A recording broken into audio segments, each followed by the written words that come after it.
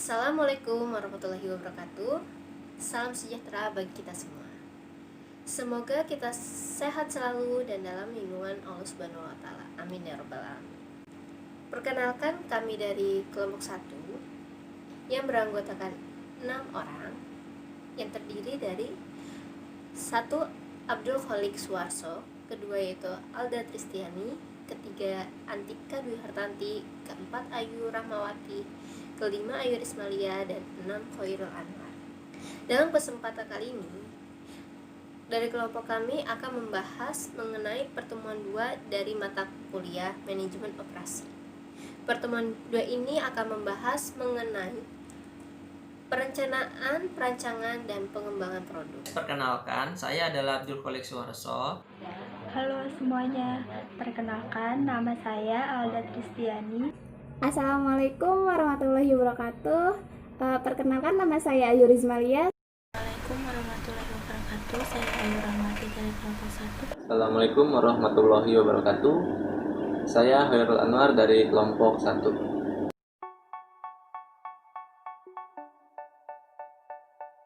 Pertemuan 2 ini akan membahas mengenai perencanaan, perancangan, dan pengembangan produk.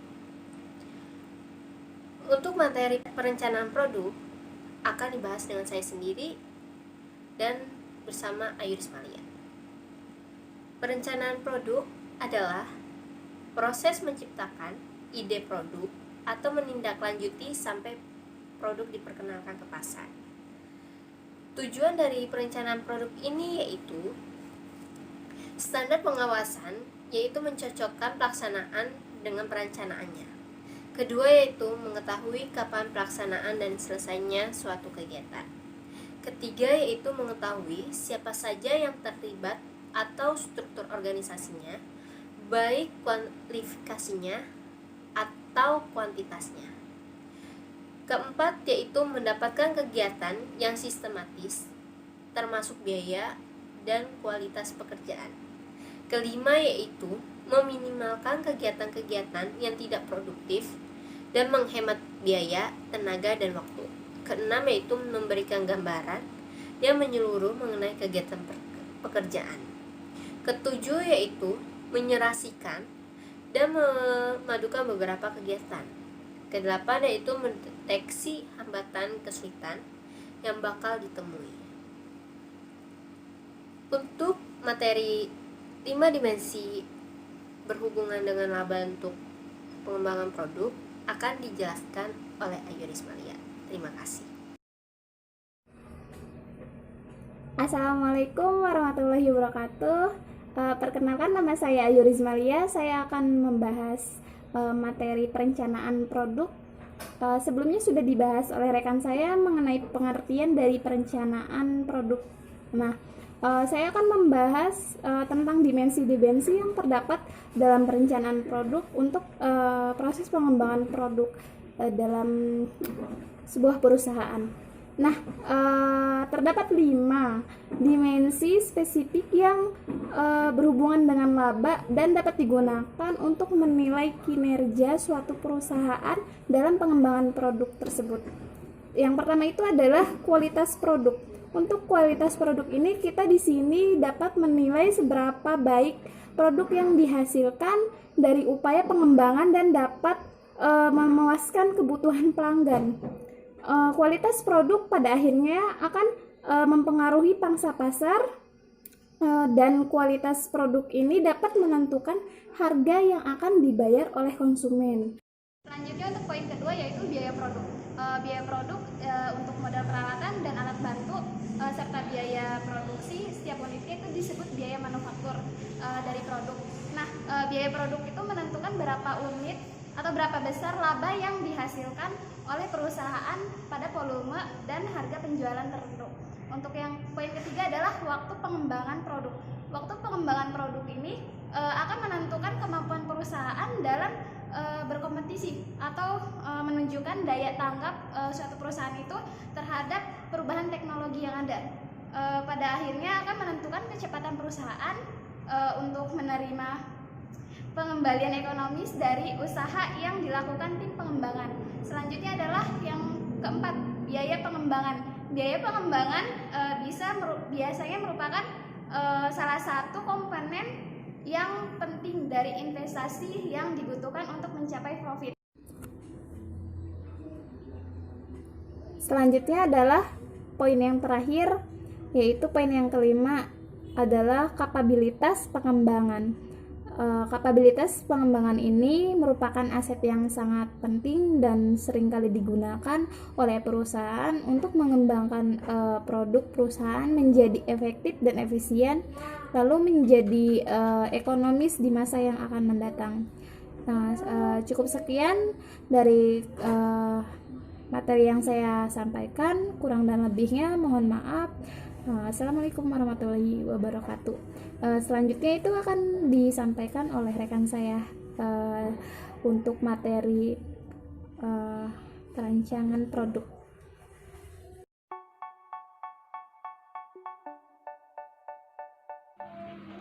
Poin selanjutnya ada perancangan produk. Perancangan produk adalah penyusunan konsep yang lebih jelas, default, dan sistematis daripada gagasan produk baru ataupun modifikasi produk lama dalam bentuk gambar teknis untuk memenuhi kebutuhan pelanggan ataupun memanfaatkan inovasi teknologi.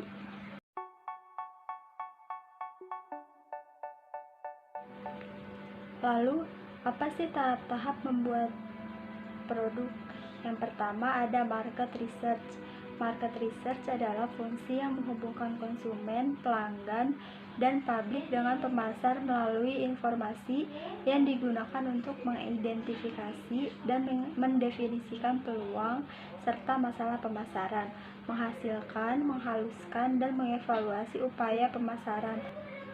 Tahap yang kedua ada brainstorming.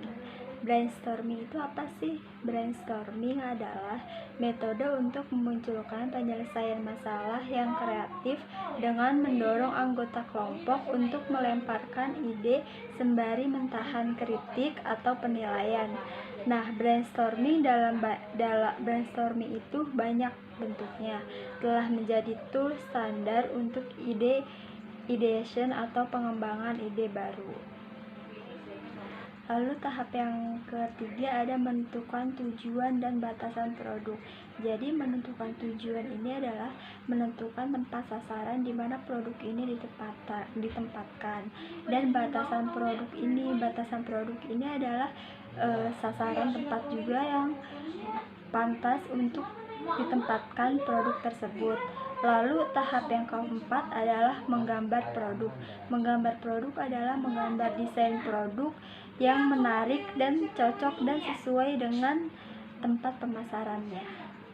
Assalamualaikum warahmatullahi wabarakatuh. Saya Ayu Rahmati dari kelompok 1 ingin melanjutkan menjelaskan materi mengenai perancangan produk dalam tahap pembuatan produk.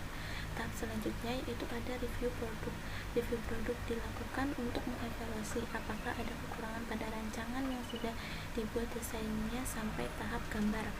Diskusi dengan melihat gambar produk biasanya lebih mudah berkembang daripada hanya membayangkannya saja. Pada tahap ini kembali dilakukan brainstorming untuk mendapatkan hasil yang optimal dan meminimalisir masalah yang akan timbul ketika produksi massal nanti. Pada tahap ini biasanya yang sedang dirancang harus dibenahi terlebih dahulu. Selanjutnya yaitu ada tahap membuat prototipe atau sampel. Sampel barang yang akan diproduksi massal nanti dibuat dengan berbagai cara. Untuk produk-produk dari resin bisa dimodelkan dengan mesin rapid prototype. Desain bodi mobil yang stylish bisa dimodelkan dengan dana yang khusus. Kardus pembungkus bisa dibuat dengan tangan. Untuk produk-produk yang umum tidak perlu sampai membuat sampel barangnya, misalnya dalam produk-produk besi. Namun memerlukan ketelitian dalam menggambar dan tidak boleh ada kesalahan gambar yang bisa berakibat fatal, misalnya barang lecek. Tahap selanjutnya yaitu uji coba. Sebelum dipasarkan, kita perlu menguji apakah barang yang kita buat ini benar-benar handal atau tidak. Ada yang mengujinya berdasarkan waktu, dijatuhkan, dan lain-lain. Produsen Misalnya perusahaan telepon seperti Nokia memiliki mesin khusus untuk menguji ponsel-ponsel buatan mereka supaya tahap terhadap bantingan. Jika ditemukan hal-hal yang tidak memuaskan, tentu produk tersebut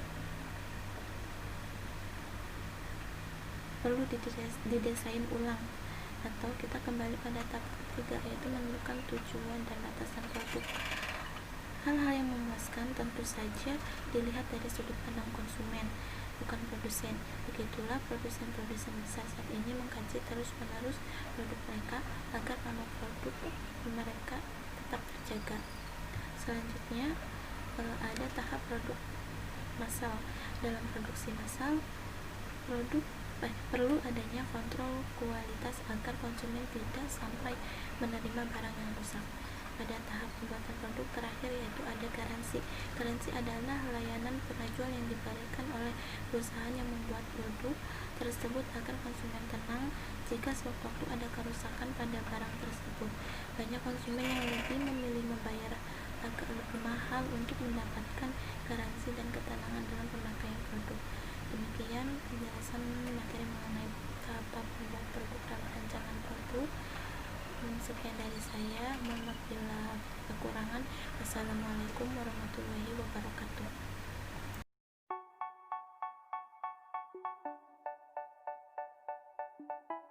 Baiklah, selanjutnya adalah pengembangan produk baru. Di sini saya menggunakan inovasi teknologi push dan market pull. Apa sih teknologi push dan market pull itu? Jadi pengertian market pull adalah sebuah metode pengambilan keputusan yang digunakan untuk melakukan kegiatan produksi berdasarkan pada kebutuhan pasar, yaitu ibaratnya misalnya kayak gini. Jadi di pasar membutuhkan apa, jadi baru kita memproduksinya gitu. Jadi tergantung permintaan pasar. Oke, yang kedua adalah pengertian teknologi push.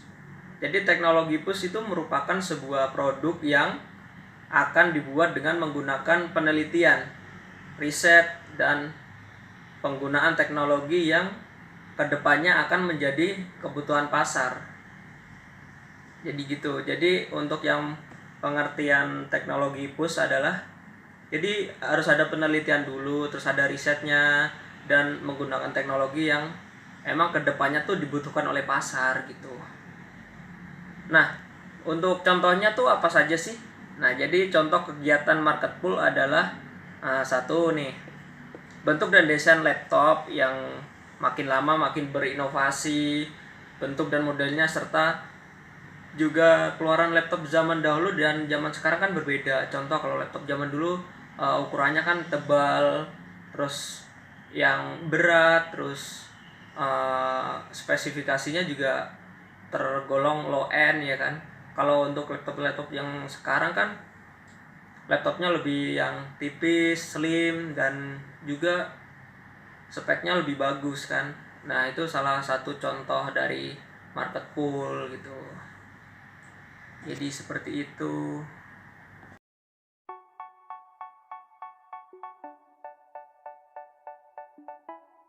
Assalamualaikum warahmatullahi wabarakatuh. Saya Hairul Anwar dari kelompok 1.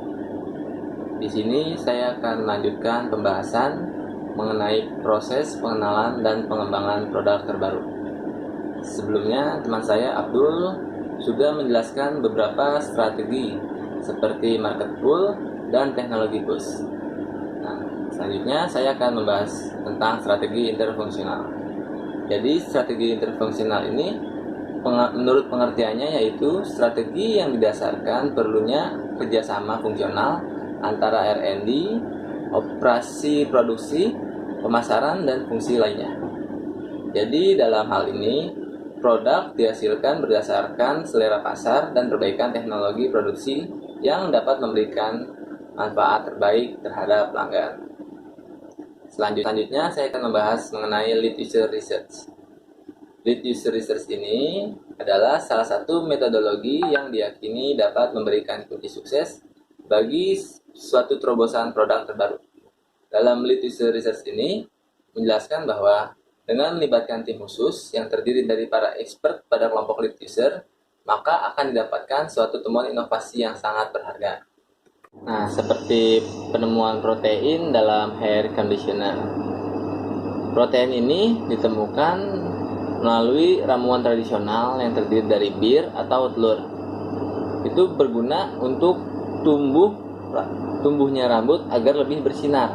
Nah, selanjutnya, melalui metodologi lead user ini akan didapatkan beberapa manfaat, yaitu seperti memperoleh akses informasi yang lebih kaya dan reliable melalui kebutuhan customer yang dapat diperoleh melalui traditional market research. Metode lead research ini melengkapi kebutuhan untuk traditional market research, bukan untuk menggantikan. Selanjutnya, pengembangan konsep produk atau jasa akan menjadi lebih baik karena berasal dari data konsumen yang lebih baik. Dan manfaat terakhir yang didapat itu akselerasi proses dalam pengembangan produk atau jasa. Sekian dari saya, terima kasih.